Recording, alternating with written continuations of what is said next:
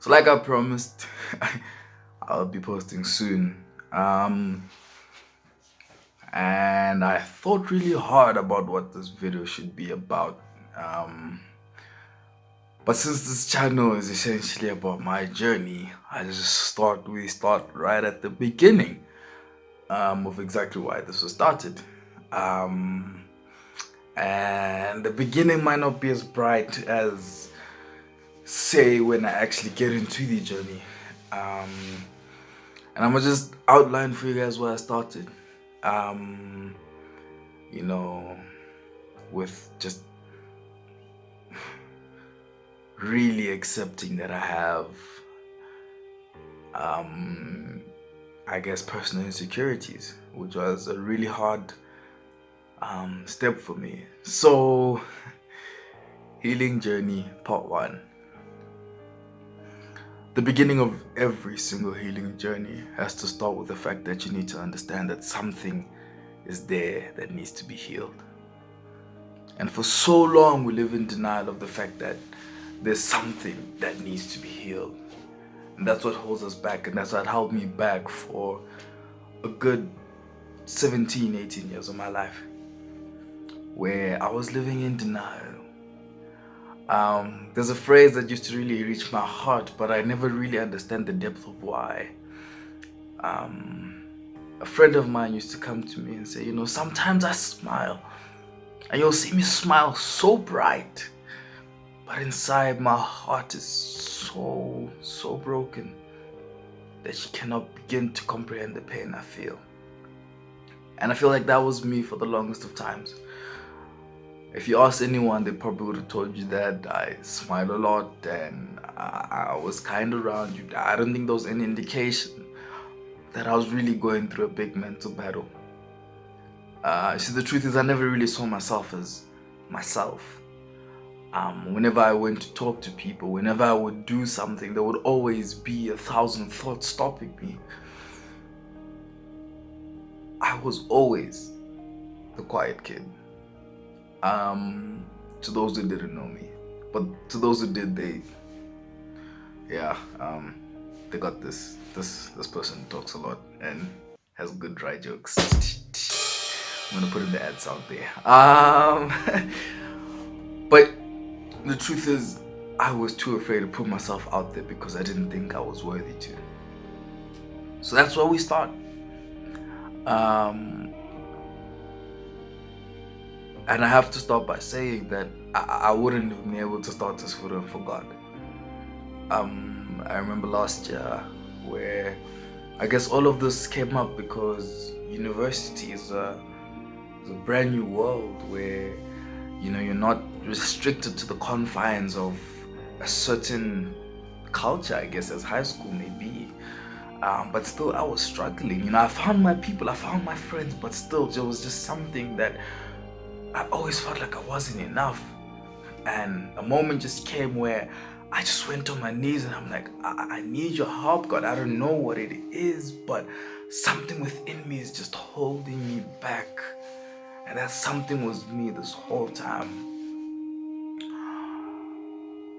And I wept because all the memories came in. All the times that people told me things and I couldn't believe them. Because no matter how many times you tell a person they're great, if their heart doesn't feel great, those words will simply bounce off like a stone rippling off the water. And I had to admit, for the first time, that I felt like my silence was a burden. I'd admit for the first time that I didn't feel like I fit in certain areas. And that was my problem, is that I'm me. And quite frankly, I never want to change who that is. Through the journey of discovery, I really love who I am, but I took, and I don't want to pin this on society, but I took what society put as cool and as the norm and what we should talk about, and I put it in front of me, and I realized that for the most part I was quite opposite, in the sense that I am not really a sports fan, um, as I should be. I used to have a problem with being an introvert because, being surrounded by extroverts, sometimes you sit down and you're like, okay, but what's wrong with me? Why can't I, express the joke? It's in my heart, but why can't I express it like the others do? And why, when the platform's always on me, I just go silent and I crawl back? And I was in a state of darkness in my mind, and for so long I stayed it that it became a comfort zone. Um, and the thought of getting out was so scary. But I had to face my truth. I had to sit down and be honest with myself. And that has been a long journey, because some truths are harder to admit than others. And I probably won't be able to share everything in this video, because I think this was introduction part 2 to the healing journey, and this is step 1, my admission. And I began writing how I felt about myself, how I felt I fit in society. I put all my dreams and visions in line, and I realized that I was holding myself back. I realized that the step was right here, but I didn't believe that my leg could be lifted to reach that step and to put my body up onto that step. And it's only when I sat down and I really looked into my heart, and it's not a quick journey. It really isn't. But one thing I will advise you is that I know it's a scary place. It's a scary place to look into yourself. It's a scary place to admit things. But the moment you admit them, they no longer have a hold on you.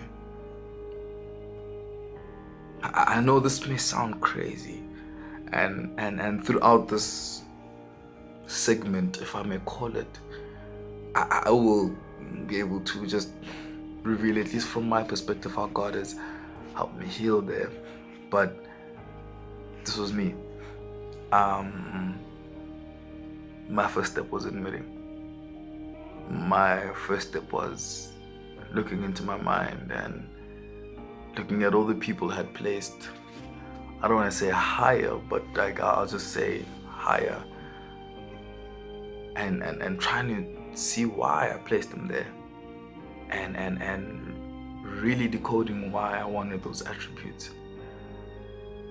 And it's really hard to wake up and tell yourself that I really see a problem with me, that I'm really not happy with me. And I had to do that. And I was able to reach the source. I was able to look back into my younger self and where this all started. I was very quiet, like I said. On the contrary of what you guys are seeing now, obviously. I mean, homeboy can't stop talking. But I was a very quiet person. And I say was because I don't want to limit myself into that bracket anymore. But I was extremely quiet. For my own reasons, just a reserved person. My friends knew me as a, moderately talkative person. But being quiet did something. It shadowed me. It's really hard to admit it, but I tried to write a book, and there was this one line where I wrote that sometimes in my mind I wondered if I go, would anyone notice? I mean, obviously yes. Not go as in die, as in I don't go to school, like skip school. Don't. My thoughts went that, yeah. But I just felt like I existed. Didn't feel like I had significance. And that's why I had pinned extroverted people out there so much, because they got all the attention. And I was just that kid in class. And that's where my problem started. That's where I really questioned things about myself, when all the attention gets diverted to another group. And when you're younger, you really do want that attention, because, it's a growing up stage and you're there and you're getting it, but not the way you see other people getting it, not the way you expect to get it. And I guess that was another thing. I put dangerous expectations based on other people's lives. But moral of the story is that it started from way back then, and it developed into such a big thing that everything that came my way, be it relationships, be it friendships, be it me putting myself out there, had become such a task to do that I didn't want to do them, because I had to face this big wall. Before going to talk to a person, I had to consult myself first, my anxiety first, my insecurity first. And let me tell you, that was a battle that I barely could win, because when you sleep, wake up and read your mind and tell yourself that you can't do it, tell yourself that something's wrong with you, you end up believing it. And that was the cage I was plagued in for 18 years of my life. Couldn't tell anybody. I couldn't tell anybody why I wanted to sit alone, why I was really comfortable in the room, why I never really put myself out there, why I never could tell certain people certain things that I really wanted to tell, why I was burning with the passion for certain things in my heart, but I just couldn't say it, I couldn't express it. It's because I had this wall. And it was such a taboo to have a insecurity or a personal image problem that I just kept putting it back. I need you to understand that it's okay. Okay, we all have pasts that shape us. It's okay to feel that way. But there's a healing journey, and the first step is admitting it. It's painful. Trust me, tears flow. I'm almost tearing up saying this, because it was my life for so long. So especially when you're looking back, I sit back at so many things that I had hoped for, and they were right there. And the worst thing to do is to blame myself, to say, yeah, no, but you didn't do this and didn't do that. But I really learned.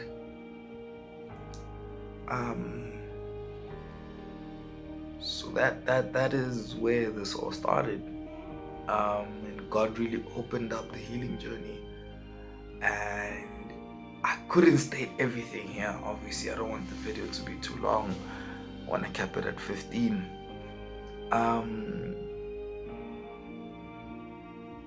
But I just wanted to get real with you, to tell you that I really started in a dark place, and it was a really dark journey getting out of that dark place. It's a really, really tough journey. And the dark journey, when I say it's a dark journey, I say admitting the dark things it's a really difficult thing. But it's amazing what happens as soon as you do admit, and I'll post more videos about that. But I just wanted to get real with y'all, man. Just, that was me. I guess people would see me, and I don't want to say I was a monotone. No, I wasn't monotone. I would smile a lot. And I guess maybe that hid away the pain, but that was just me. That was just me. And obviously it's not me now, hence why I can say the healing journey. And I just want to tell you all that you're strong, and that whatever you're going through is just simply to mold you and build you. But there's always step one, which is admission. And it's always the hardest.